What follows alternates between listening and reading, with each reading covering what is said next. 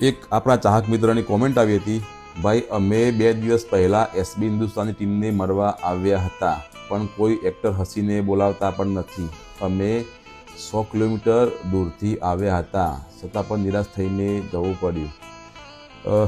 ભાઈ બન આપણો ચાહક છે, આપણે એની જે ચાહના છે 100 કિલોમીટર દૂરથી મળવા આવે એના બદલ આપણે એનો આભારી છીએ, એના ઋણી છીએ ચાહક મિત્રોના. પણ મારે તમને એક વસ્તુ કહેવું છે કે આ હું તમને એક વિડીયો તમને બાજુમાં બતાવું છું, બરાબર? તમે જોઈ લો કે કેટલી બધી પબ્લિક છે ઘર આગળ. સવારે આપણે ઊંઘી રહ્યા હોય, 6 વાગે લોકો અહીં દરવાજો ખખડાવતા હોય, રાત્રે 12 વાગે લોકો દરવાજો ખખડાવતા હોય.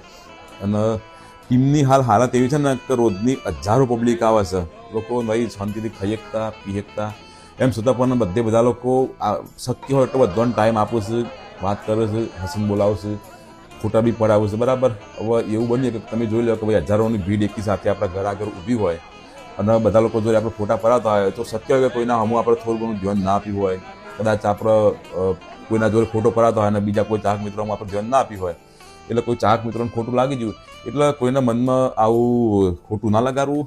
જો એસબી હિન્દુસ્તાની ટીમ તરફથી હું તમને કહું છું કે તમારા લોકોને એસબી હિન્દુસ્તાની ટીમના કોઈ પણ મેમ્બરને મળવું હોય તો રવિવાર સિવાયના દિવસે 9 થી 12નો આપણો સમય છે, બરાબર? મોસ્ટલી એના પછી આપણી ટીમ શૂટિંગમાં હોય છે, એટલે જનરલી કોઈ વખતે ટાઈમ ઓછો આપીએ કે તો બી ચાહક મિત્રો આવતો હોય આપણે લોકો પૂરેપૂરો પ્રયત્ન કરે છે કે આપણે ચાહક મિત્રોને નિરાશ ના કરીને મળીએ, બરાબર?